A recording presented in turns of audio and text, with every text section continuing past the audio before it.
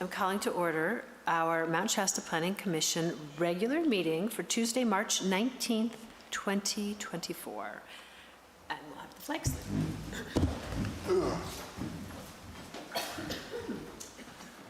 I pledge allegiance to the flag of the United States of America and to the republic for which it stands, one nation, under God, indivisible, with liberty and justice for all. Rushing it there, buddy. All right, item number 2, roll call. Jeff, please. Commissioner Beck? Here. Commissioner Boyinger? Here. Commissioner Higuera? Here. Commissioner McDowell? Commissioner McDowell Commissioner McDowell. is absent. Commissioner McCarthy? Here. And Commissioner Saria? Here. Chair Finley? Here. Okay, noting Commissioner McDowell absent. Item number 3, this is public comment. This is a time set aside for folks to address the Planning Commission on matters that are not on our agenda tonight. We don't have everybody in the audience. We do have some input from our tech team, so we're going to start there. That's right. I'm going to start my own timer. Okay. I am Jeremy Flynn, 320 Hartnell, Redding, California. Wanted to just address council on, well, first off, I'm your communications technology vendor from 22nd Avenue Media. I am one of the project managers. Just want to update you on the February 20th Planning Commission meeting incident where we had a partial loss of service due to public comment portion and the commission unable to hear the remote commenter. Part of our ongoing training and certification subscribes us to a knowledge base provided by Zoom. During the recent white paper released, Zoom failed to add a notation indicating that internal sound levels would be reset during the forthcoming update. That software update took place pre-meeting and then caused the commission to experience the delayed lack of remote as they did. To that end, just wanted to inform the commission and the public of this software update, and to prevent this from happening in the future, we have added this incident to our punch list pre-meeting. Granted, in the hybrid space, there will always be nuances and flexibility, but we feel confident in the productivity we can continue to provide to the city. And if you have no questions at this time, thank you for your attention. It's a pleasure to be of service to the city of Mount Shasta and the Planning Commission at large.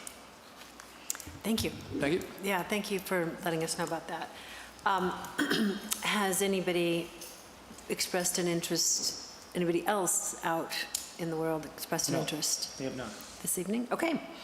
Then we're going to move on to item number 4 as part of our regular Planning Commission business, which is our consent agenda. The minutes for our February 20th meeting have been put on the consent agenda unless somebody has some corrections or feels like we need to move it off the consent agenda. We can go ahead with approval of the consent agenda, which would take a motion from a commissioner.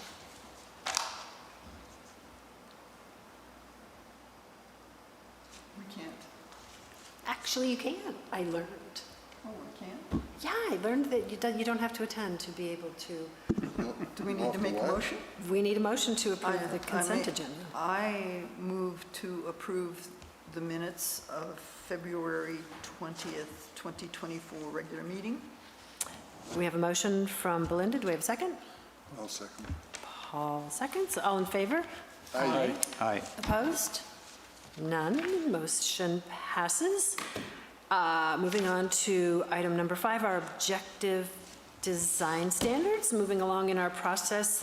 Jeff, take it away. Okay. Should be sharing my screen now. You can see where we are. So what I've handed out to you and what I have here for the audience as well, and for the sake of folks at home, it's like we have Vicki Gold is a participant presently. I did receive one call from Vicki on the subject matter after distributing the packet, and I wanted to bring your attention to at least one item that I thought was of importance raised by her, and that is highlighted in red on front of you and on the information that I handed out. I want to be clear about the goal of this evening's discussion about objective design standards, what we're doing, what we aren't doing, and what we're about to do next. As you all know, at the last meeting on February 20th,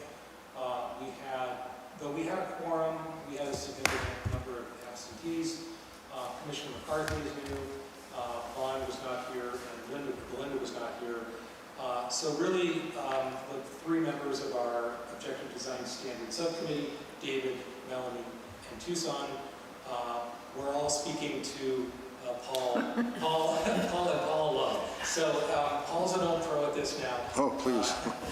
You're an adjunct member of the subcommittee. So what we thought we'd do is, instead of moving too far in front of the group, we would in effect repeat what we did last month with a few updates. And I'll conclude after I go through my staff report with the updates from the 3/13, March 13th Objective Design Subcommittee meeting, where we talked about the contents of this staff report, and then had a little bit of what is next and how to involve the commission and how to involve the public as well. So I'll touch on that just a little bit. Thank you. So to orient you all to the goal of the meeting, what I intend to do tonight is to provide general education for both Planning Commission benefit and the community on the statutory parameters for objective design standards. I also want to touch on the process for engaging with the community, continued engagement with you, and future engagement with City Council, and then conclude on how to move forward with the format and ultimate contents for objective design standards.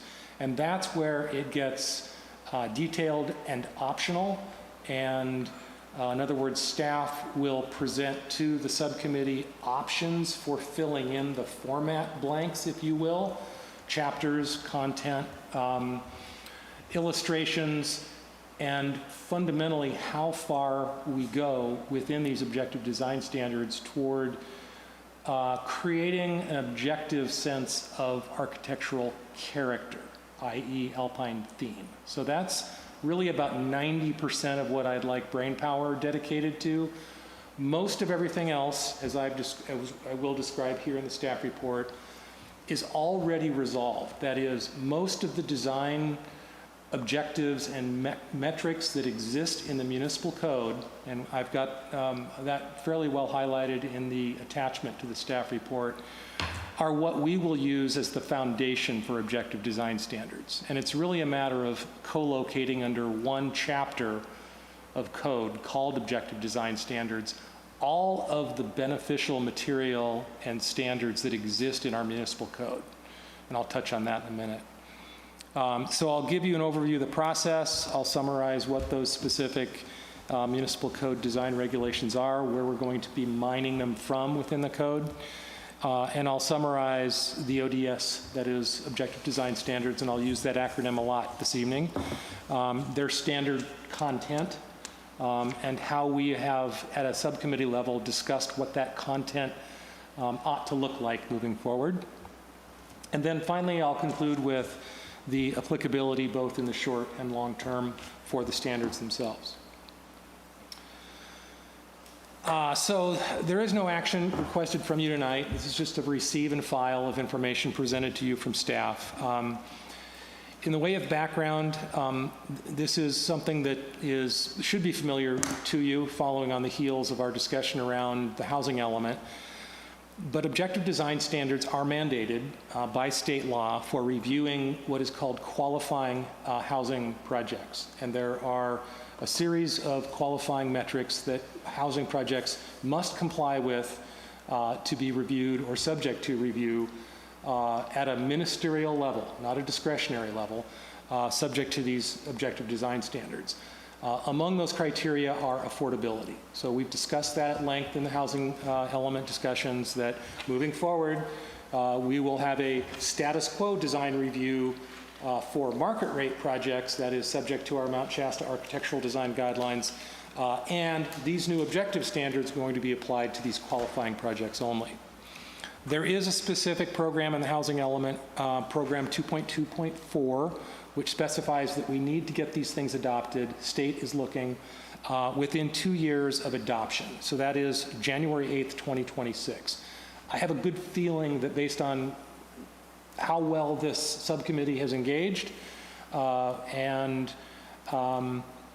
what interest or lack thereof we have from the affordable housing community presently, that we aren't going to find ourselves over our skis on having projects that come in the door without our objective design standards in place. So I think we're in pretty good shape there.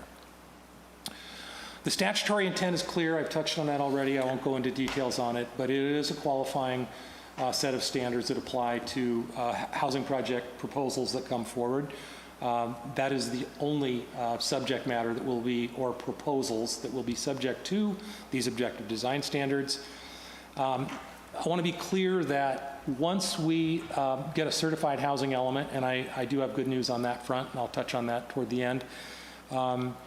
We did have a meeting with HCD, and it looks like we are close to certification. We have a few non-substantive clerical changes to make, and we will come back to Planning Commission with what those are next month to keep you in the loop. But post-certification, we will have a slew of Title 18, that is our zoning chapter, amendments to make. And leading the way will be this subchapter of the municipal code with respect to design standards, objective design standards. Specifically with respect to the process, I want to touch on that real quick before I get into the contents and the overview of the process.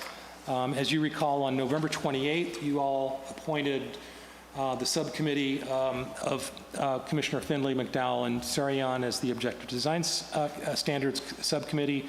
I have met with them on 4 occasions now. The purpose or outcome or discussion items are summarized in the staff report.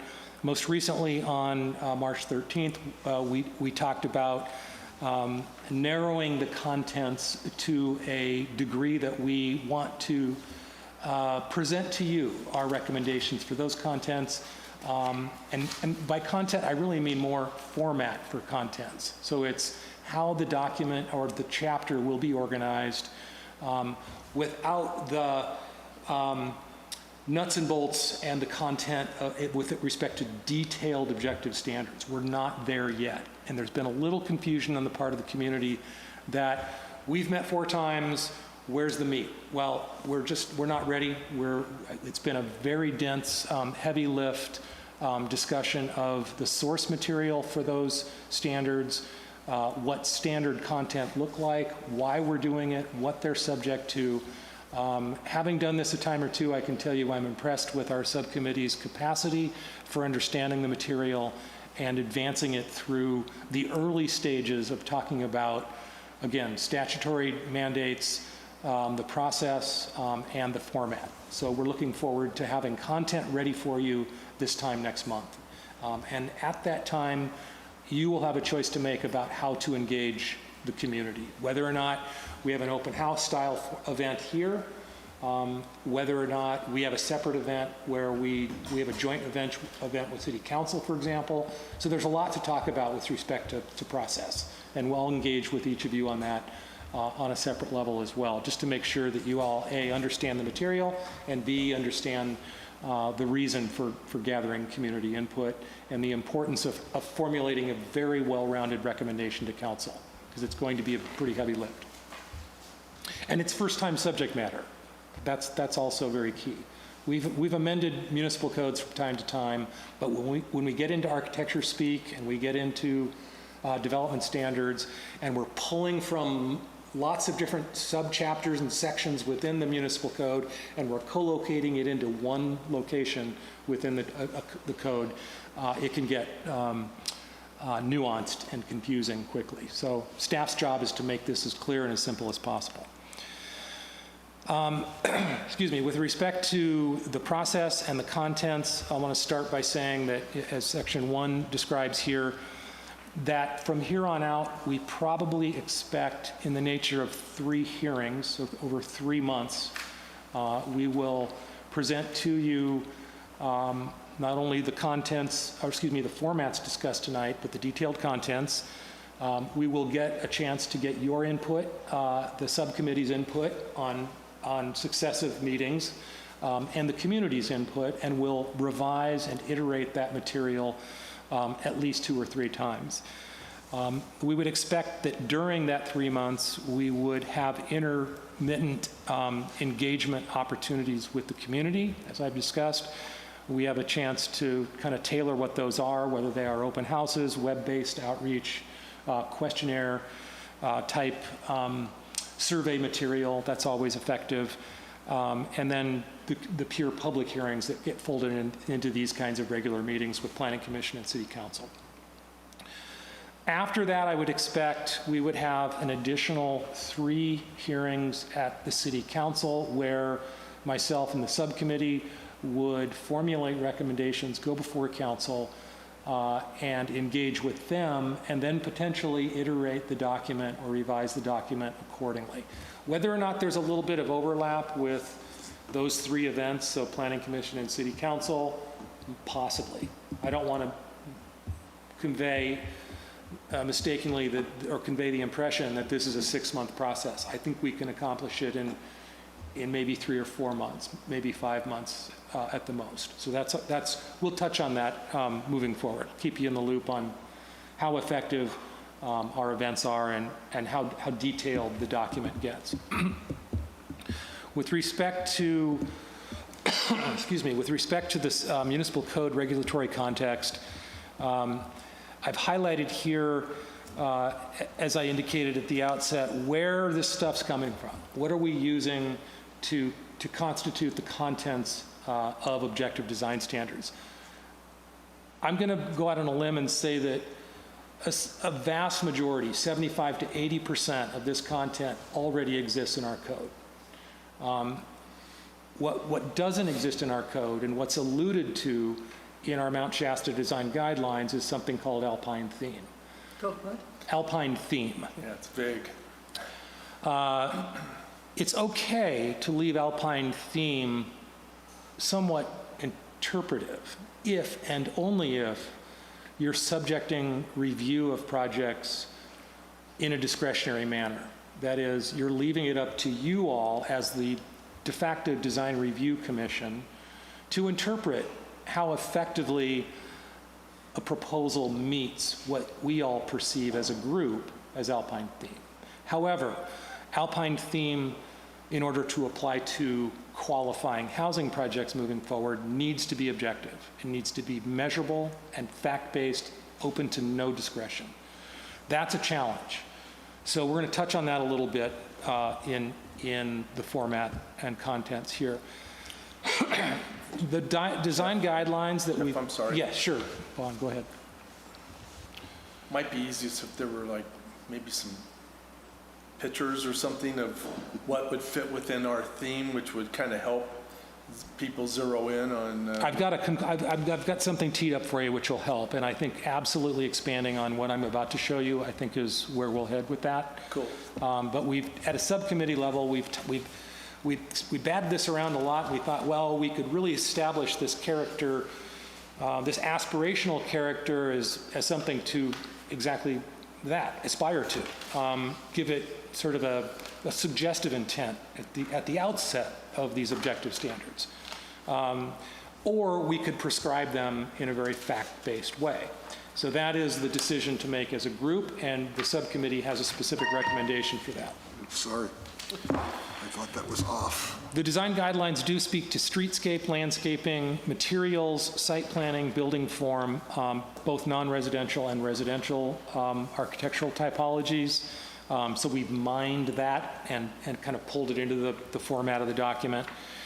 The Mount Shasta Municipal Code chapters are summarized in Attachment A, but they have to do with fencing, landscaping, both water-efficient landscape ordinance requirements as mandated by statutory requirements.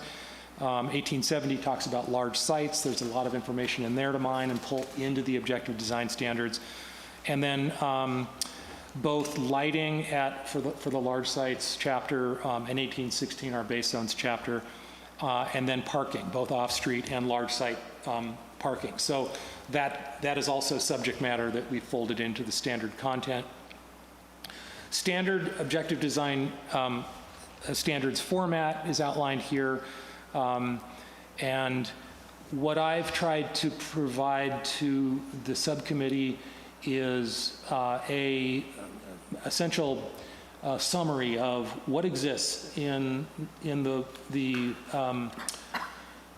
the precedent code of similar communities. So we pulled on and evaluated different communities' objective design standards code from kind of the full meal deal, if you will, to objective design standards light, and we talked about what it is the code mining, this sort of audit of our existing stuff is giving us, and we realized pretty quickly that there's a great deal of detail with respect to design that already exists in our municipal code. If you include the architectural design guidelines as a part of that code, and we should. It is adopted. It was developed with a great deal of outreach, and there's a solid basis for using it as a foundation for what we build. So we thought, more importantly, rather than trying to make something kind of rubber stamp from the outside in about standard objective design standards content, why don't we just mine our existing code and organize that in a sensible manner? And that's the foundation of the recommendations before you, and what will nurture and mature moving forward.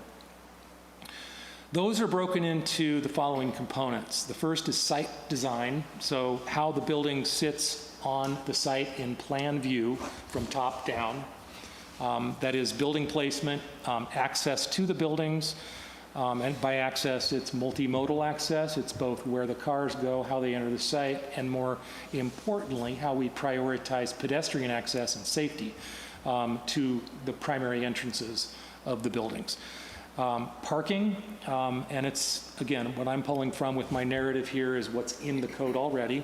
Parking. Subordinate the parking, that is, ensure that we are placing parking out of the visual impact zone, if you will. You don't want to look at a sea of parking before you see a beautiful piece of architecture. You want to see the architecture more proudly, prominently displayed on site, and conceal the parking whenever possible. That is discussed in detail, or could be with objective standards very easily. Landscaping as well, those two go hand in hand. Lighting, we have a great opportunity to be a lot more specific about what we mean by dark sky provisions. It's touched on in our municipal code and our general plan, but it doesn't go into a great deal of detail.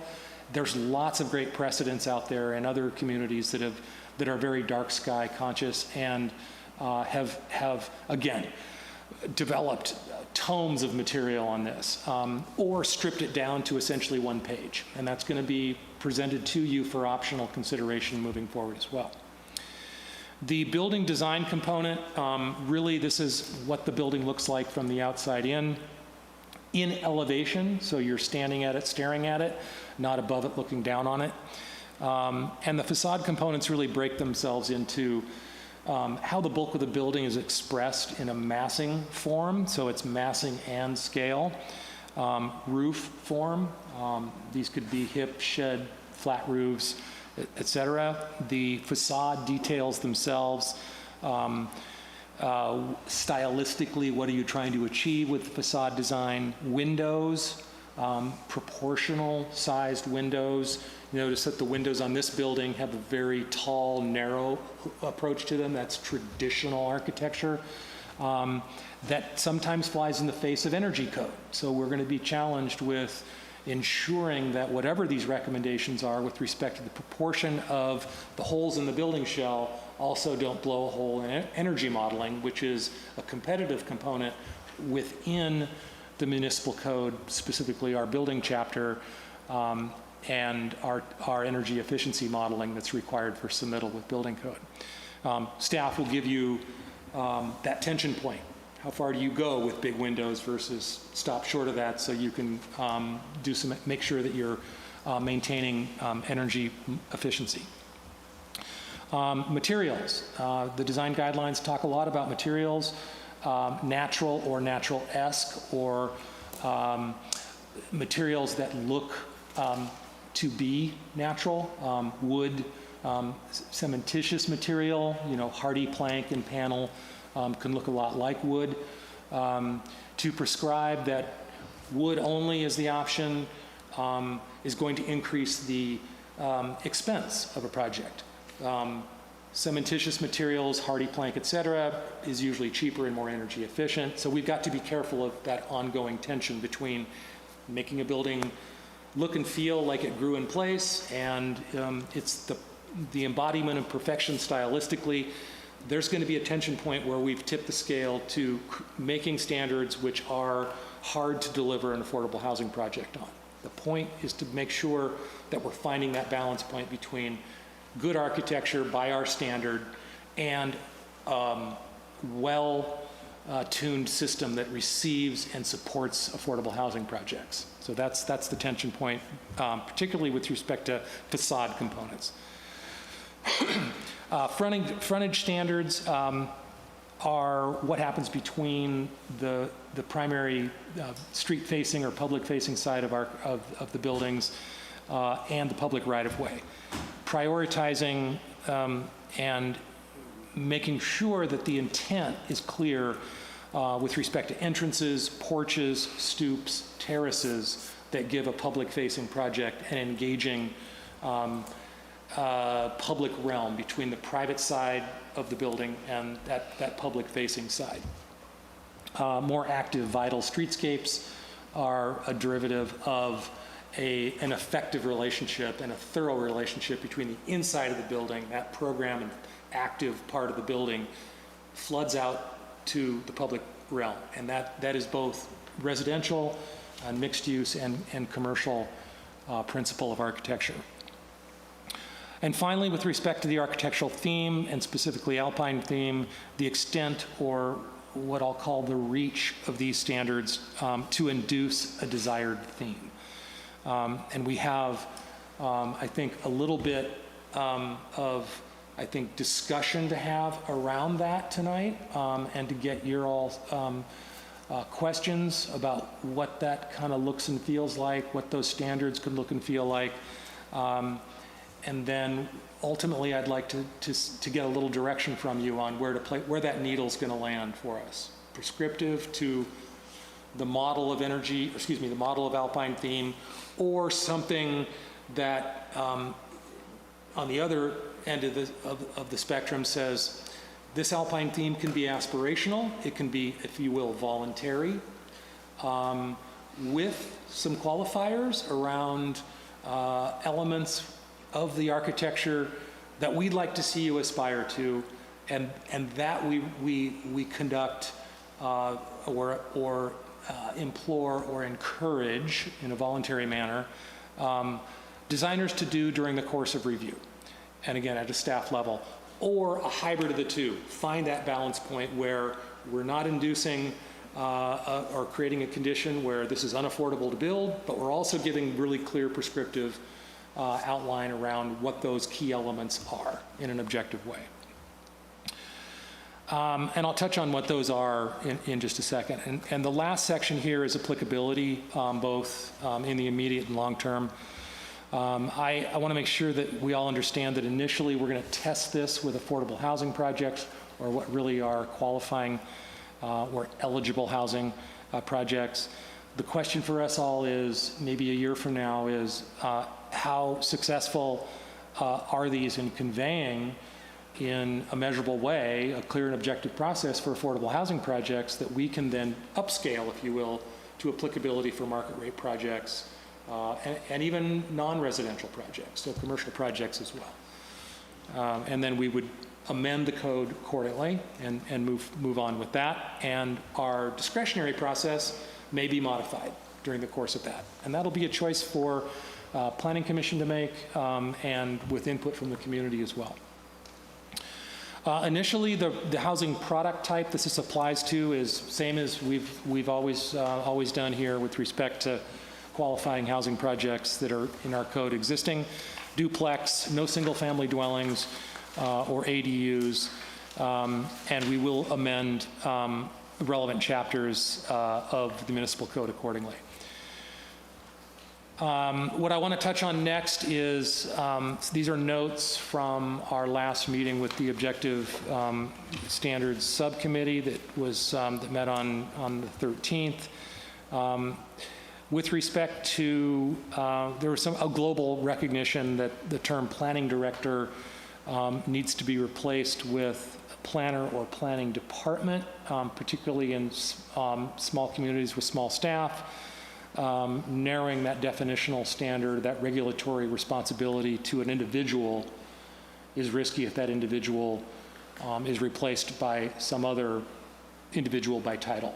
So we'll probably make more general reference to planning department as opposed to planning director. With respect to the administration component, that subchapter or section of the document, which is up front in all of our municipal code chapters, what's the purpose and intent, and how is this chapter administered? There's a whole bunch in there about state law. We're doing this for a very specific set of reasons, and the importance to make sure that everybody, you all and the community, get what that state law, those statutory drivers are. So we'll be doing a primer on what that is coming up soon. The importance within our site design section to include a public view corridor. The protection via stepping down of mass and height around view corridors. So you're going to see recommendations coming from the subcommittee on what those view corridors are. They have been pretty well tested in case law. They've been challenged in communities that I'm familiar with. We have to be very careful, though, that those public view corridors are indeed public. They are not private views. It's very difficult to protect private views. The view from someone's backyard of the mountain, wherever that backyard and that view may exist. We have to limit it to public views only. Primary entrance points to town, from whichever direction and from which and a vantage point and whatever view shed we find most important to protect. And we'll engage you with what those view sheds are, what those terminal vistas are, those primary approach and sequence of views and how to protect those. There's a lot of nuance to how we go about doing that. So there'll be probably I would guess, maybe even a hearing dedicated, or at least an event dedicated solely to view corridors. Maybe it might help to explain why, why we're needing to do this, because the potential for taller buildings, to meet the affordability. Can you maybe give Sure. a background on that? Sure. So if an affordable housing project came in with 100% affordability, much like the mountain townhomes, density bonuses are allowed by state law. There are a series of qualifying measures by which staff is able to verify that, in fact, concessions and waivers, and this gets detailed and complicated quick, so I'll try to stay right at the surface level. But the difference between a waiver and a concession is that once you're given a bonus, you deliver a 100% affordable housing project, you're given a percentage bonus of the base density. So for the sake of argument, if you come in at 20 units an acre and you're a 100% affordable project, you could go up to 40 units an acre. Well, we are able to, at the city, to grant concessions and waivers to ensure that we can accommodate that density. And that density is a three-dimensional envelope that includes footprint, so site area coverage, which involves setbacks and landscaping requirements that nibble at that footprint. So typically what developers do is say, we want you to waive the setback of 20 feet to 0. We want you to waive the lot coverage from 40% to 80%. And we want an extra 15 feet of height to get another floor.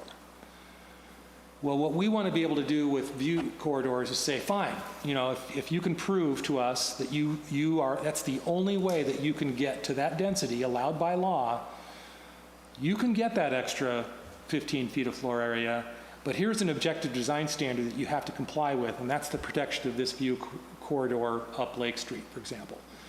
That you have to then step that extra mass back by a certain distance to ensure that as the building goes up, that mass steps back away from that important view. So that's what we're trying to, we would expect these design standards to convey or require of buildings with respect to view corridors. Did you identify, or how many of those corridors did you identify? We have not identified any corridors yet, and it was a topic that came up. It has come up at the subcommittee level as one of importance. Okay. We have yet to do that, and so what we would do, staff would, you know, the process for all these recommendations is going to be staff's going to generate the information as a recommendation as an optional way. We would start general, or excuse me, start specific, more detail to sort of pull back and get more general from the specific detail. That's typically a more complete analytical framework to ensure that we haven't missed anything. So we would probably come up with a whole bunch of view corridors to protect and make recommendations. The fundamental question being, you know, did we get it right? What did we miss? What do you want to change? Add more, take away some, modify them. And then that would go through our discussion here in the full commission, in public hearing, and we would fold that into the community engagement process as well, via an open house or whatever you all decide. So theoretically, there could be height restrictions where those view corridors are. Yes, and So it would be less intrusive to Right. the other people around. that's the idea. Okay, It's a mass idea. step down. yeah. It's pretty typical that objective design standards in my previous community did a mass step down standard to all rights of way and abutting residential. So single family residential. So if you're a multifamily, you know, R2 or R3 or commercial zone that allows a mixed use project and it comes in as an affordable housing project with 100% affordability and you get a big density bonus, those mass step downs go a long way to ensure that you're delivering the floor area that they're due by law, but you're shaping it in a way that minimizes its impact on context, both public right-of-way and residents. So finally, as for the chapter, the details of building type standards, there was a lot of discussion around what's that going to look and feel like. Whatever we develop Hang on just a minute.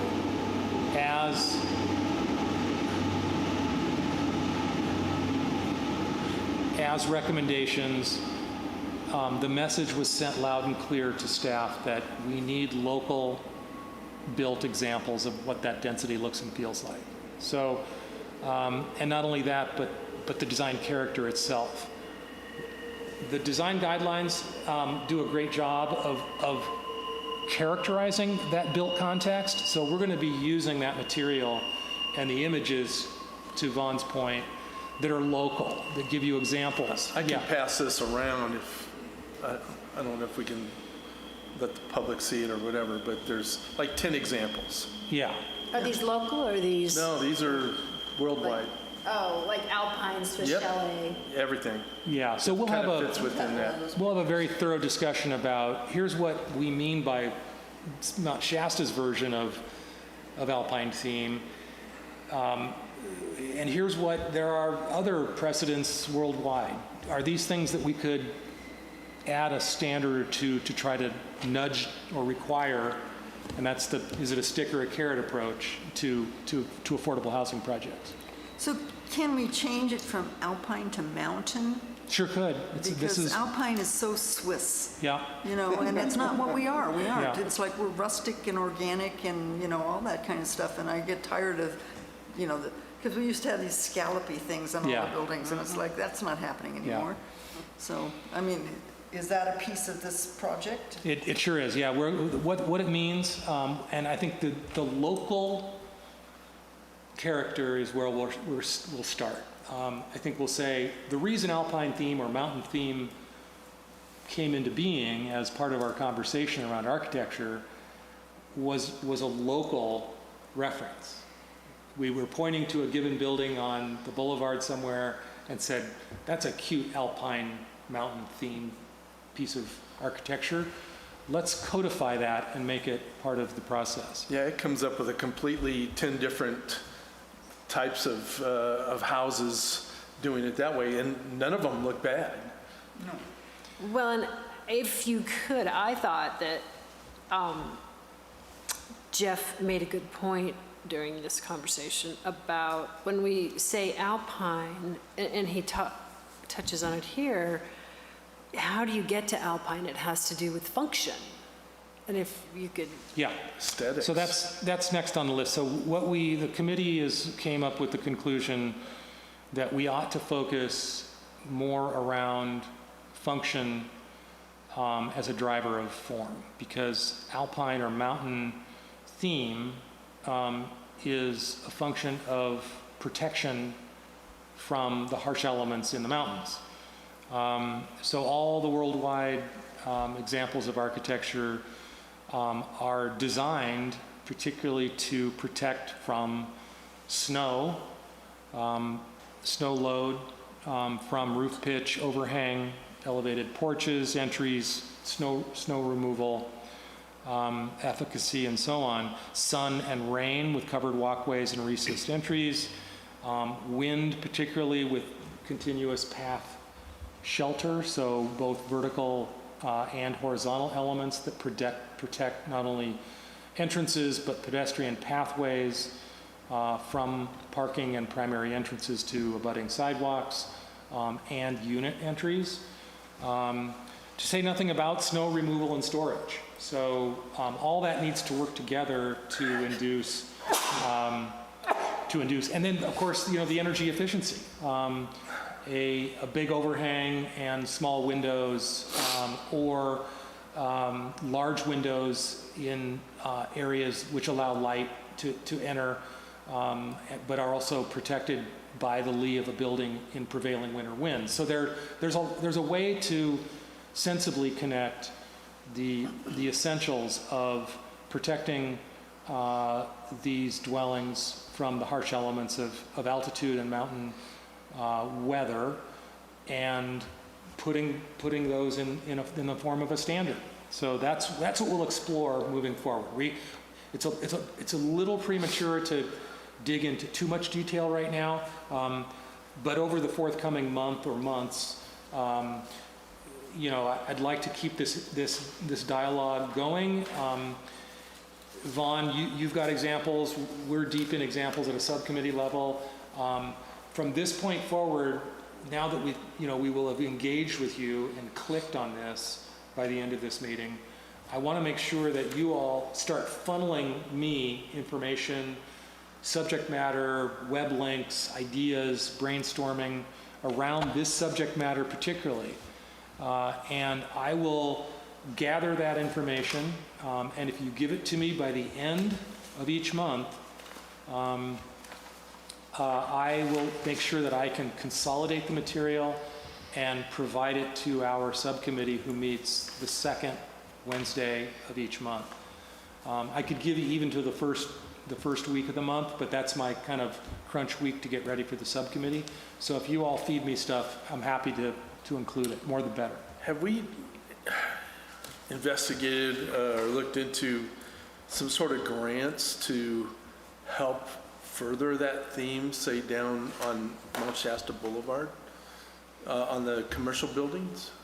Yeah, there's a notice of funding availability that's coming out for the next round of CBDG funds. There are storefront improvement funds available, and we're looking into that. It's on our list of, and absolutely. I mean, there's a way to write the scope of work for these grants that can help funnel the funds into more specific, detailed outcome, the better. It makes the grant proposal that much stronger. Cool, thanks. And what I wanted to do finally was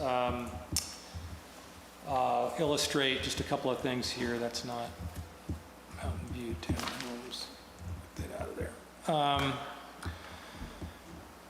This was an example of a precedent project in town, the Mountain Townhomes, that did, this is from their excerpt. This comes straight out of their design review submittal. You may recognize some of this. Out of who, out of where? This was the Oh. Danco submittal for the Mountain Townhomes. So what they did was say, we understand that you've got this design character called Alpine Theme.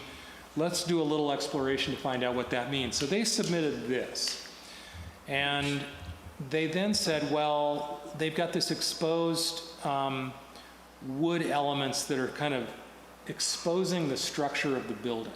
So they did exposed trusses here in the Snow Creek Studios project with stone-clad and recessed entries. So there's three little boxes you could see checked right there that are objective. Give us these elements, the recessed entry, the stone cladding, and this express structure, wood structural expression. What they did was then convert that, if you will, into this submittal.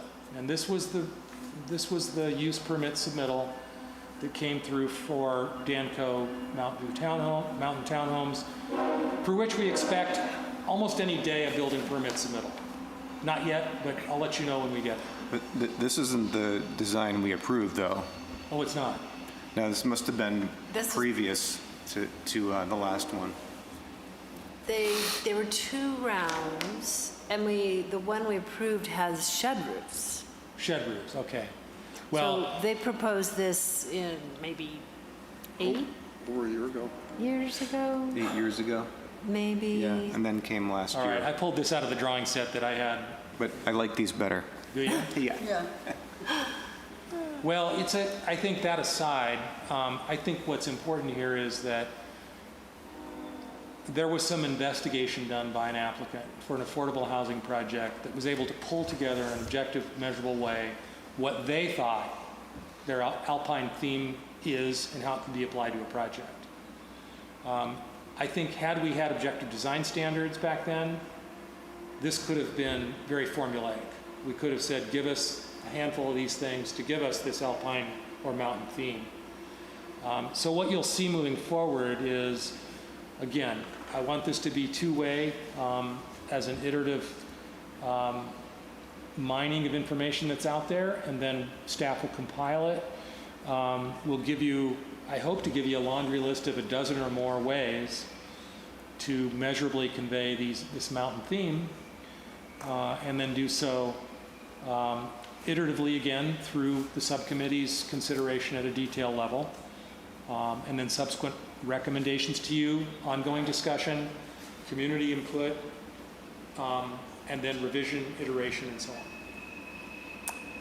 Yeah, I'd like to add that I think our scope, the scope of this effort really is taking our existing design guidelines and making them objective. I think that we'd be going into territory that isn't already codified, that has gone through the community process. So we aren't going to stretch beyond that. Those are our sideboards. That's what we have. We have design guidelines. We just need to take them from the aspirational to the objective. I think to Melanie's point, I think what I've tried to do here, I'll zoom out a little bit. You can see this table. So it's the very last page of the staff report. It's the attachment. But what I've tried to do in the left column there is identify by standard everything that exists in our current codified design regulations. And then subsequent columns moving right identify where that standard exists in the code. With the far right column being the ultimate contents of the objective design standards. And you'll see that there's lots of redundancy, but if executed well, it'll be co-located under one chapter, which neatly fits into the design, you know, or near our design chapter. So we will create a standalone section in Title 18 that will supersede all of these other chapters. So base zones will get folded into it. That is, all these elements that are checked in the base zones, 18, 16. So we'll have density, lot coverage, parcel size, setbacks, height, and lot size that will get pulled into our objective design standards. But even though it's not checked on the, On 1816, yeah, so the 1816, all development. Okay, yeah. I'm just wondering, because Yeah, there's so- no check marks got it. over on I the under- ODS. Yeah, sure, I understand the confusion. So part of the question and the challenge and the option for you all to consider is how much of this, again, is poised to upscale to all projects. So this might be an iterative process, and I think when I was putting this together, I was thinking maybe we, for the short term, maybe we leave the base zones alone because they apply to housing projects or development specific to a base zone, as distinguished from a design of an affordable housing project that could apply citywide regardless of what that base zone is. Now, the densities of those base zones still apply, the setbacks and the heights, but then you get to density bonus, and all of a sudden this base zone project is no longer a base zone project. It effectively becomes some hybridized version that's extruded, you know, beyond the intent of those base zones. So that's going to be where the nuance is about how we shape and form that new, you know, base zone project on steroids to conform not so much with those base zone standards, but again with the intended character of the architecture. So that's where, as you progress down the chart or down the left column, you begin to see more measures toward design intent and the ultimate potential contents of the standards themselves. So you'll see, the next time you see this, you'll see this packaged, laid up in a standard ordinance fashion. You'll see the number of the ordinance, the sub-numbers, the A's and the ones and the I's and the two B's and whatnots. You'll see all that laid up. You'll see the format more familiar with respect to what an ordinance looks and feels like. And then you'll start to see us flesh out some of the contents that we've, again, pulled from elsewhere in the code. To Melanie's point, it's not going to be a ton of new information. It's going to be moving parts. It's all there. But I will guarantee you that it'll be presented in a fashion that is more graphical. So you'll see more diagrams, fewer words, more charts and tables and matrices than you will narrative. That's more of a, if you will, a form-based approach to standards, not a narrative-based approach. Pictures paint 1,000 words, particularly when we're talking about the mass form scale of buildings. So we would actually have people to put photographs in the code? Absolutely. That's a great Yeah. idea, because that really, like you said, picture paints 1,000 words. You know, if you want to know what we're looking for, here it is. Pick one of these. Yep. I have a question a Yeah, little well- off of this, but from the beginning, and I didn't ask it when you were talking about it, but under statutory intent, it's about if a residential project is proposed with 20% of the units affordable, then it's not subject to discretionary review. Does that mean so I want to build this big complex and I set aside 20% for affordable housing, then all the 80% doesn't get looked at? The 80% of the project that's No, not? the whole thing does. Huh? The whole thing does. The whole thing does, Yeah, but so- but it's under the, it's not discretionary, it's the other. Objective. Right. Objective thing. Right. I'm losing the words here. Yeah. But discretionary, I get, that's when they come Right. before us and we say blah, blah, blah, blah, you know, but they don't do that. Yeah. It'll just, so is that, so that's obviously to encourage people to tack on some affordable housing to their project, right? 20%. Right.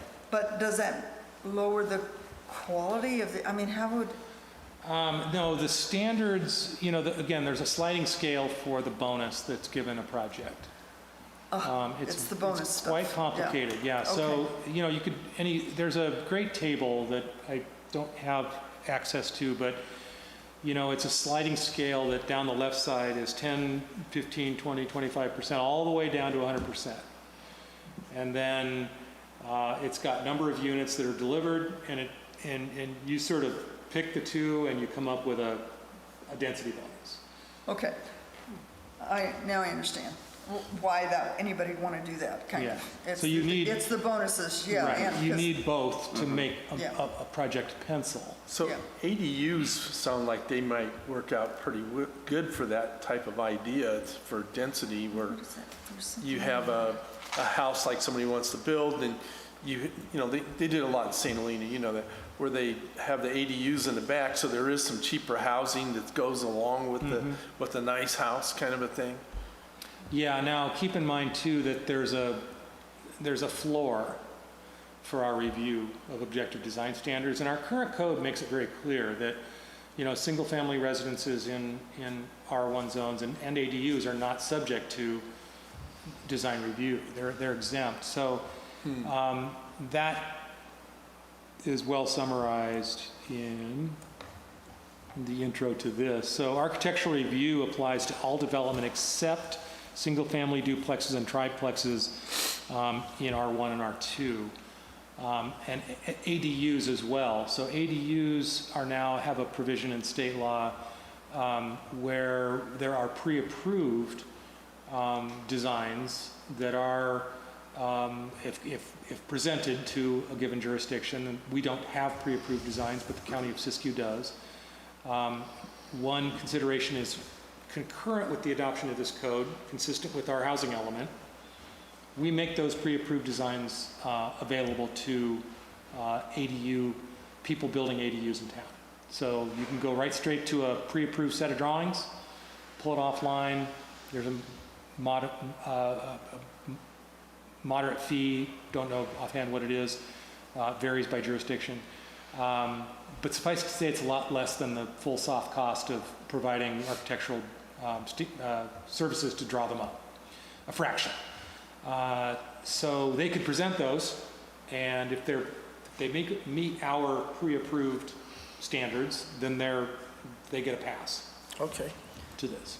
But we did talk about, normally, the design guidelines we've been operating under for all applicable commercial and large residential projects was 4 units and above. And what we talked about doing was actually applying the objective design standards to duplexes and above, which is something new. And Jeff is going to explain our thinking about that, if you would, please. Yeah, so the base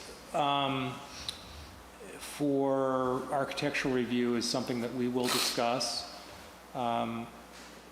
with density bonus, with SB 9, which is a lot split, and unit size configuration for staff level or ministerial level review. You can split a lot by state law without discretionary review down to 1,200 square feet and ensure that a unit of at least 800 square feet can go on that 1,200 square feet. That is all now state law by SB 9 and SB 10.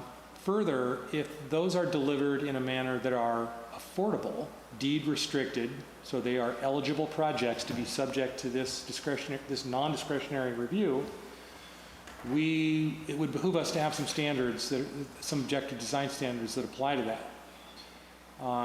What is being seen in Southern California, primarily, Bay Area as well now, is the wholesale purchase of portions of blighted neighborhoods with tear-down structures on them, consolidating the assembly of those parcels, and then effectively doing one project on multiple parcels. At that density that I just described, down to 1,200 square feet and 800 square feet, you get to densities that are upwards of 15 to 25 units an acre. If my math is right, at a 1,200 square foot parcel size and an 800 square foot unit with a density bonus, you can see that you're going to get a development scenario within our R2 and potentially R1 base zones, where we're going to want to have a design review look at it and ensure that they comply with these objective standards. Not so much for single family, not so much for duplexes as we've talked about, but the potential is there. And I think that it would behoove us to have those standards in place by the time that market trend makes its way north, which is, not probable, but possible over the, foreseeable future. And I'm not saying 16 months, I'm saying, I would guess 5 to 15 years, there's a window within which some of our housing stock in portions of town could be eligible for some co-locating of investment and some teardowns on lots that are knitted together at 2 or 3 or 4 lots in a row. Just based on my experience alone, having been here for only 6 months, I can tell you, if I had a developer hat on and I came to town and I looked at the the vacant lots that we have next to the teardowns, and look at the lot configuration, the parcel size, and you all know better than I, back of the napkin, where are those located? What kind of problem are we potentially going to be solving with this? But it's worth considering. That's a longer answer to your question, but I think that gets to it. Yeah. Well, I think, this is again something that's a little different that I just wanted everybody to know that we've been thinking about as we head into this process. I just want to thank you guys for the work you've put in, because you're having to listen to this all over again and us asking our ignorant questions, and at the same time, It's all good. Good. Yeah. Thank you, Tuesday. Good job. But I just wanted to thank you for the work, because I didn't realize you've been meeting as frequently as you have, and that's quite a noble thing to have been doing. Jeff's doing most of the work. Yeah. Let's be clear. But he's getting paid. That's my job. I will say that I think moving forward, this is where it gets good. What we really talked about was process, the source material, where it all exists, where to find those nuggets of design. Now we get to fold it into a format that we get to look at, and then we get to add detail and content as we move forward. So I think by the next meeting, we'll have some content. I want to get it out early to the public, so the public has a chance. Hopefully we'll have a full room and people cheering us on, right? So I think the goal would be to get at least some content out there for your review and the community review in advance of our next meeting, and then get into the details. Well, I think it's pretty important that you let the community know that we have to do this. It's not something we're trying to do to cause problems, but if we don't look at this ahead of time, we're going to get slammed with it and not have any say in the matter. Right. As far as it's a state mandated thing, and that thing about the 1 acre and the 15 potential units on it, and there's a lot of 1 acre pieces in this community. That's terrifying. If we don't have a way to look at it we're in trouble. So it doesn't mean that we're doing it. It's not what we're encouraging, but it could come along. It could come down the pipeline, I think. And that's I think the problem we've had in our housing development things is people think that we're out there to create this massive influx of building, and it's not the case. We want affordable housing because we need it, but we don't want, we have to address what the state is mandating us to do. And that means you can't be afraid, and you just have to address it. Don't be afraid. That's all. Yeah, commissioners, any other? I am going to see if anybody else in the public wants to talk. A couple things. One, other commissioners' comments, and then maybe a little more clarity from you. Jeff, what do you want from us tonight? Back to... Yeah, I think I wanted it to be an engagement on understanding by you all about where we've come, what the process will likely be and look like and feel like moving forward, and encourage you to participate, to make sure that this is a dialogue moving forward, and then ultimately look forward to weighing in with that knowledge and having put fingerprints on the content with the look and the feel ultimately of this chapter of code. The worst thing that could happen is, you all go dark on me and silent, and we show up every month and we play catch up all the time, and we have the community coming in and making comments that aren't well vetted and considered by us. I want this to be a collaboration between this body and the community, and we will stretch our staff capacity around that sequence of events, and wherever possible, we'll try to give you bite-sized bits so that we're seeking specific direction based on specific recommendations from us. So right now it's engagement, to answer your question. It's a little bit of knowledge, a little bit of understanding, both on content, on process and format. And the content's coming. Well, and I think it's really good what you said, Melanie, about that we're not creating this from scratch. We're trying not to even destroy what we already have in our guidelines. We're just morphing it a little bit to make it work, right? We have to and make we've it already, objective. gang, we've already approved it all. So let's not think that we're starting from ground zero and we need to be angry, because we don't need to be. We have something that We we've have been something. using. Yeah, We we've just been need using to it. make it objective. And, to your point, Bon, when you look up alpine-themed buildings, then you kind of get this swish look. And in the conversation we had when we were working up the design guidelines we're using, we looked around town and we said, well, I like this building and it doesn't really fit that. Like Berryvale, when they put all the nice murals on it, well, It's quaint, it's cute. it's not, and historic. And it's historic, and I think it's a good part of our community. Or, the City Hall. I think City Hall is an attractive building, and I don't think it's Alpine particularly.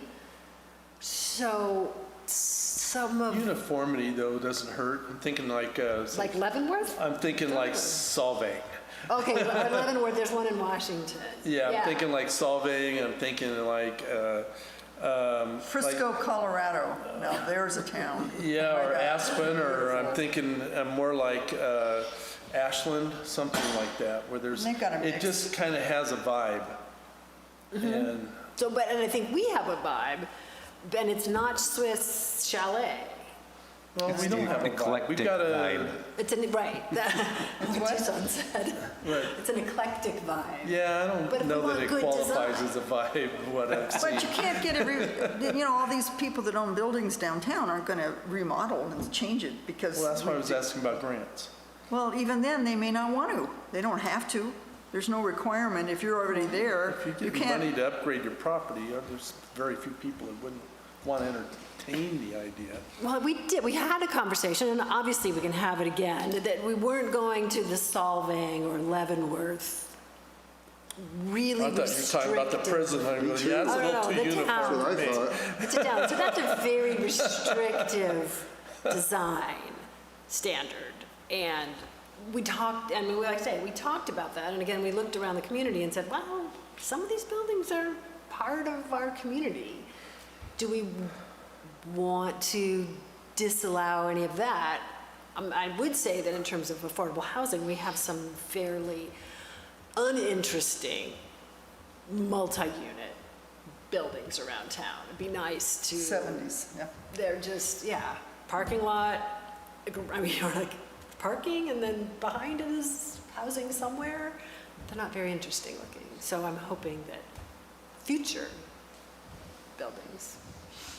But anything else from the commission before I ask for the public to chime in, if anybody's out there that wants to chime in? Patty, Vaughn, Belinda? Paul, anything? You've been kind of quiet. Tucson? I was just going to ask, as part of this outline, where do, well, I see materials, but where would colors come into this outline? Well, that's, it's hard to regulate color. That's what? It's hard to regulate color. I thought we weren't allowed to, basically. It is there has been First Amendment challenges on protected Like speech around. Protected, yeah. Yeah. So most communities don't regulate color.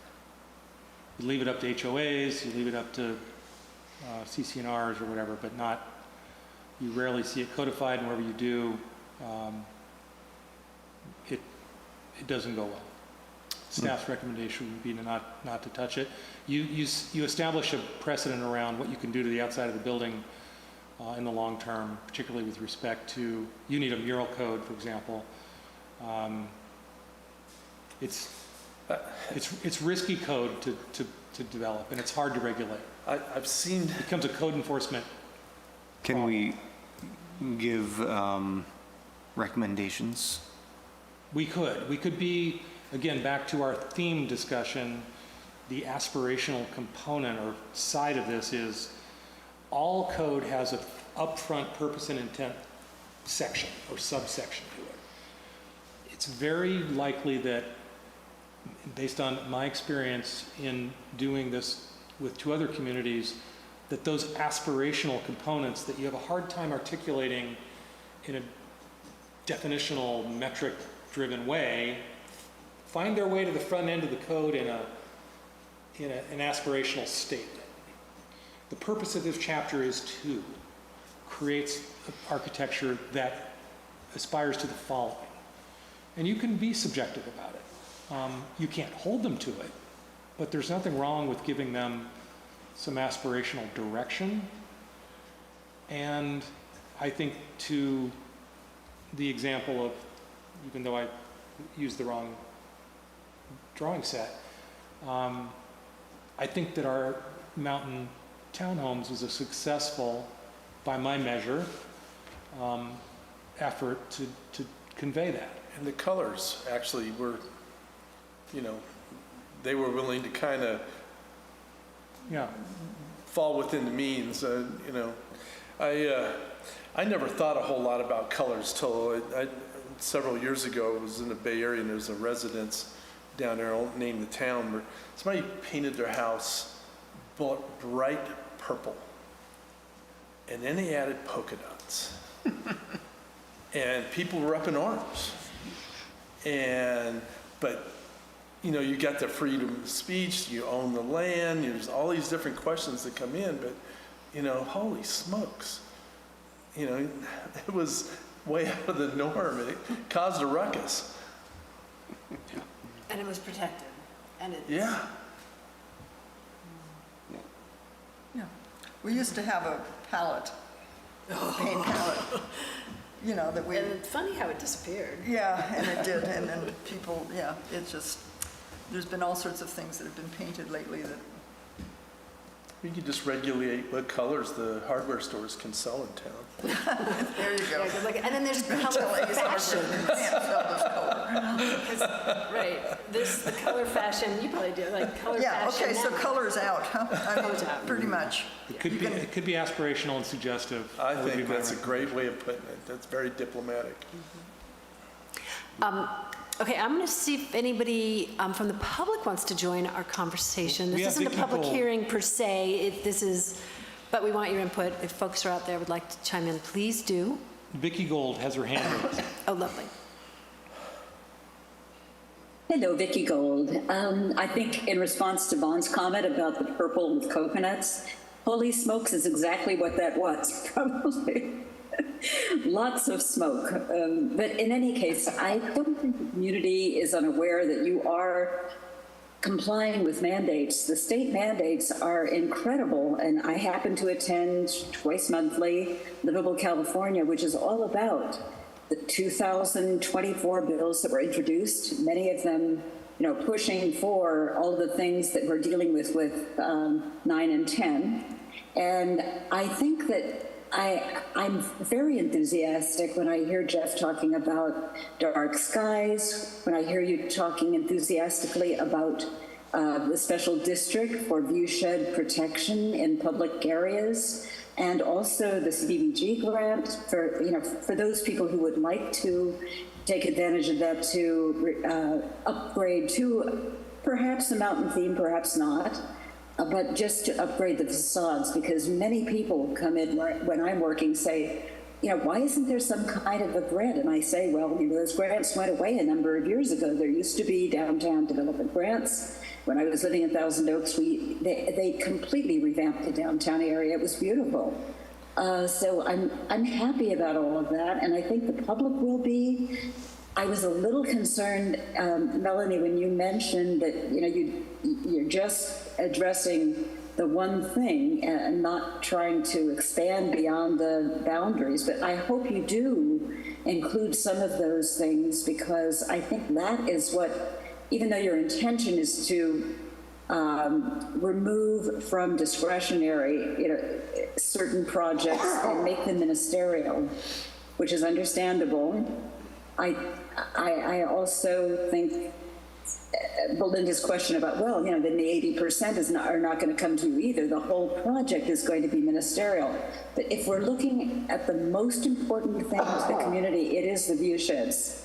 And these minor things are far down the list. They'd much rather see some things sacrificed like setback compared to the high rises with density bonus. So I would hope that you would continue exploring those other areas to include in this for the affordable, and then expanding it to the general architectural review. And I thank you for all of your work, because I do think that you're making a valiant effort to comply and to protect the city at the same time. Thank you, Vicki. Anybody else? No. And I think what I meant is that we're just looking at our design guidelines, that's our, I don't know what Vicki was referring to, but my intention, if this was what she was referring to, was that we really need to stay within the bounds of our existing design guidelines. Mm-hmm. Yeah, And got I that think we are expanding on it as well, Well, to include duplexes is an Right. expansion, definitely. But I think the intent of the design guidelines It's a good guide for us to go with, yeah. is what we're doing. Okay, so what else do you need from us this evening? That's it. I feel like this was a success. The goal was achieved. I was able to, I think, get through this without putting anyone to sleep, and I feel like you're engaged. And I encourage you to keep coming forward with ideas. This is the mining exercise, as I call it, and the more the better. So we will have been able to say someday that we considered that and chose not to pursue it, rather than saying, whoops, we missed that one. So let's keep the details coming, really test the creativity with which we can standardize character. That's the challenge. Yeah, the view shed one, I mean, I think, sort of the classic Castle Street, Lake Street. Yeah, that's a good point. What those might be, I would love to hear people's opinions on that. Because we all have our little groove that we work in around town. So like to hear how does that, so if we were to go, oh, this is what he was talking about, this is the view shed thing, should you want us to send that to you? So as a, like, hey, maybe this is what Yeah. you're talking about. Please, a text, an email, just whatever's easiest. Okay. I had an idea about a view shed. What about this one? Maybe send me a photo. Because I'm living, working, playing for the most part here, I go to and from on pretty much every corridor, and whatever direction you go, you're seeing something beautiful, right? So I can tell that most of it's mountain views and other mountain views, but it's sort of a west and east. No, Black Butte. You got the Butte, sure. And you're Crags. more So the impacted when you're looking towards the mountain because everything's uphill, so that if you build something big, Yeah. that would impact the view Right. shed more than this direction when you're looking down and out. Yeah. Yeah. So keep that in mind, I like- have a spot right now that I was just going, oh yeah, there's one. Yeah, imagine these rising to a level of import that you really want to set a standard to protect it. Yeah, And So- it's from the public right away, though. yes. Right. Is again, that's our sideboards on that. Think of the entry point when you first engage the view, because you look up and the view's everywhere. It's ubiquitous. So what we really want to say, you are a visitor. You've arrived from the outside. You've entered the town. You're in clearly a corridor that has a terminal vista of the mountain or the butte or the eddies. And if it rises to a level of clear definition, and you can imagine it being an objective standard in the contents of this ordinance in the future, then that's when we want to, it says, yes, this is important enough to rise to that level. I'd like to hear about it. Yeah. Okay. Lovely. Okay. Then we're done with item 5, objective design standards, and we have item 6, which is commission and staff comments. Commissioners, I probably am remiss because maybe I should have done this at the beginning, but for the public who may not know, we have a new planning commissioner, Patty McCarthy. She's joining us tonight for the first time, and warm welcome. Thank you for joining us and volunteering for our community. And that's it for me. Commissioners, any other commission comments? Don? Does it come under future staff agenda items, maybe, or not? I know, like, you put in something last meeting about the flooding on off of Everett Memorial. The mud flow, yeah. Oh, yeah. Well, we yeah. talked about, we did keep, that sounds like is that I don't know, is that an agenda item, or is that maybe an update from staff on what's going on with? Because I don't know if there'll be action on our part around that. There was that, and then, well, sometimes we kind of point out a few things that we see around town that we're thinking, that's certainly one of them. Right, well, so go ahead, we'll see if it maybe Okay. rises to agenda. Paving from Mount Shasta Boulevard up Lake to Rockfellow and the intersection of Rockfellow and Adams. Somebody's going to break their Axle. yeah, or something else on either one of those places.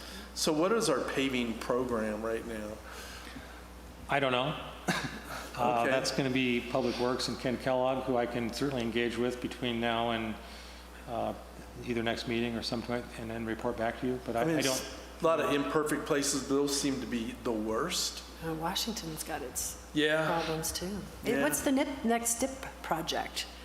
Because that's usually our big projects are STIP projects. I'm sorry, I don't have all those touch points in my daily capacity, but I'm a planner, and that's what I focus 99% on. And so, but I do work closely with Ken, and he's ready and able to provide a briefing to you or to me and back to you. Okay, appreciate it. I mean, it's worth looking at. It's like I said, it's a safety issue. It's not just aesthetic. So it's just, For walking and driving? yeah. Oh, I know. There's no safe place to walk in town, really. Very far. And by Mike and Tony's, there's a real low spot. It almost feels like it's going to be a sinkhole at some point. Yeah, when you talk, though, we want you in your mic, because Oh. we want to capture that. Oh, did it turn it on? No, just bring your mic just bring the down mic down and then close lean to your forward. face. Yeah, there you go. My concern is the low spot. It's kind of by Mike and Tony's, that area. It just feels like it's going to be a sinkhole at some point. Yeah, I go home that way to Old McLeod, and it's just, like, to me, it's pretty obvious. It's old tree stumps Yeah. that rot out. Oh, could be, huh? I've had several in front of the Berryville. Any other ones for you, Vaughn? No. Okay, Belinda? I was wondering about the hospital site that burned down, what was happening. Also, No. I have, oh, go ahead, Yeah, no change since last month. It's still in receivership. They're still doing, waiting to see how to do. yeah, there's abatement and cleanup, and it's a legal mire, honestly. Then I have a question. Why do we have to say the flag salute at every meeting? Why not? Because I'm not interested. I've said it for 20 years, or however long I've been on it, and I got sworn in when I took this position. They made me swear that I would uphold the laws of the country. And I was at the city council meeting, the one that we went to, when they didn't stand up, and when they started the meeting, they didn't do the flag salute. They always do. Yeah, well, they didn't do it when we got interviewed. Yeah, is there- you don't, there's no statutory mandate for that. My previous city changed it up a little. They did a song, a testament of some kind, a prayer, yeah. So depending on your feelings around separation of church and state and so on, then it's up to you to decide how you want to kick off or open your meeting. Well, I threw that out there because it's a brave thing of me to do, because it's not popular to go against the general way things have been being done forever. You're right. And so, and I know that there's some of us that don't like to do it and some of it that are fine with it. So I don't know. I threw it out there. That's all I'm going to say about it. And I think that's the last piece of thing I'm going to say. Tucson? I was just going to say to Vaughn's question about grants for upgrading downtowns. I've heard that Silver City, New Mexico, in previous years got a whole bunch of grant money, and it really did totally upgrade their entire downtown. And it brought in more visitors, and Exactly. it was a huge, advantage to them. You got like Taos also has a vibe. There's a lot of, Albuquerque now has a vibe. A lot of those places there do. All right, anything else? No, that's it. Paul? Yeah, sort of a segue from last month, what I was complaining about. I think I'm going to back into this one instead of going straight in. I think we might have dropped the ball a little bit last year when we were approving Summit Lofts, because, their plan for expansion and putting in more rooms for more long-term visitors and things like that. And, we did have the question of that little outside patio area, never got finished, and maybe we should have tried to figure out a way to convert that into midterm parking. Because another thing that's happened since that picture of the people parking on the sidewalk that I showed you is they're having people staying for a week or more, and they're parking in front of the resource center, which, people that use the resource center use that. I'm just using this as an example. And they stay there for a week. And I thought we had a 2-hour parking thing with the city that they're supposed to, you're supposed to park for an allotted amount of time, and that is not getting enforced. And then there was some discussion, I don't know whether it was with the police department or with the compliance officer or whatever, that they were going to try to see, well, maybe they can get a plaque to put in their window. But I mean, bottom line is, we didn't look at adding more parking places to take the load off of downtown, and back to the, we couldn't give one business preference and say, well, your visitor can use those parking places indefinitely. We need that turnover so people can come in and out, come in and out, come in and out. Lots of times I'll go to the resource center to get things for St. Anthony's that we use on Thursdays when we cook. You can't get a parking place sometimes anywhere around there. Like, they're all taken, and it doesn't seem like there's any turnover of parking places in that little area from the corner up to Lake and Chestnut and Lake and Mount Shasta Boulevard. So, Is that patio going in? Yeah, I've been in contact with them. Their intent is to do that. They were waiting for the construction season to arrive. it's here They're early. going to wait for probably this next wet spell, and they're ready to submit. Could we have like a green zone where it's 20-minute parking? We don't really have any of those in the city, but it seems like that would solve some of that issue for the resource center and even the restaurant.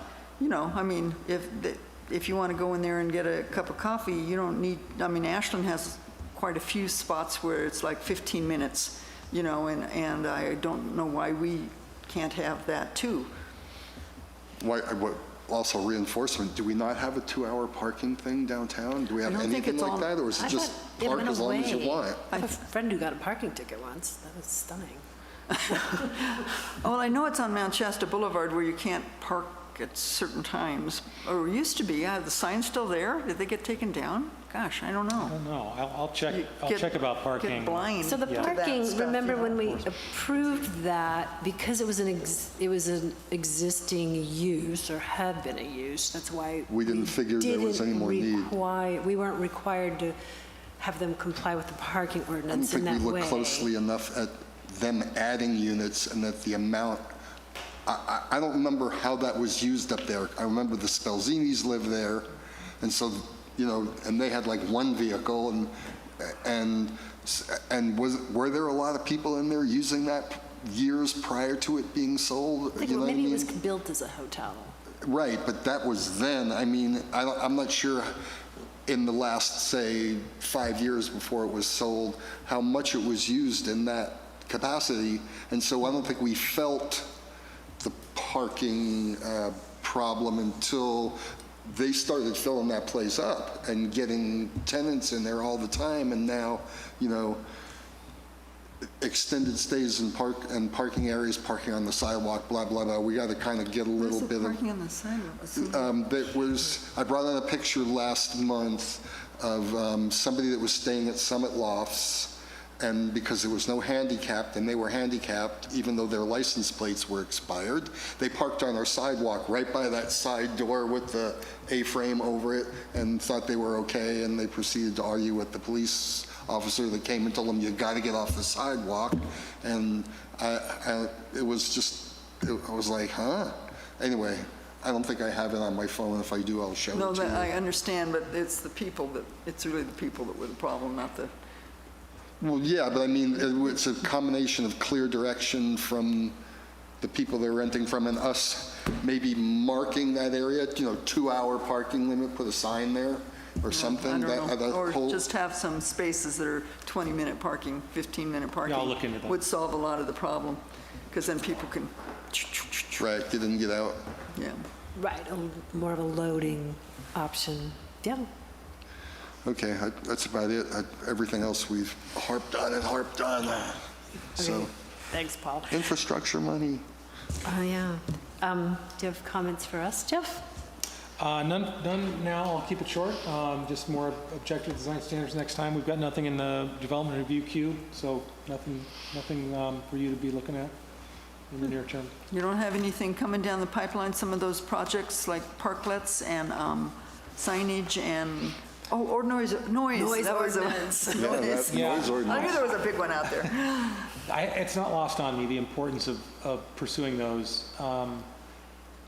But when I get more staff, then I'll be able to make assignments. I think I need to be focused on objective design standards. Okay. It's a big lift, and Okay. I do know what your initiatives and priorities are. I haven't lost sight of those. So I think once we get through the housing element, certification process, there's still, as I said, some minor changes to make. And then once we get over the hump on objective design standards, I can then free up some of my bandwidth to focus on other priority Okay. ordinances. So, Just, this way we never, it moves back up on the list a little bit when we make Yep. these statements. That's okay. Okay. Squeaky wheel. Item 7, future agenda items. Jeff, maybe you just did that that's it. too? Okay, well, that's our meeting. Item 8, adjourning our Mount Shasta Planning Commission regular meeting for Tuesday, March 19th, 2024. When's our next meeting? Doesn't say. In April? Does it say? I don't know. It doesn't say that.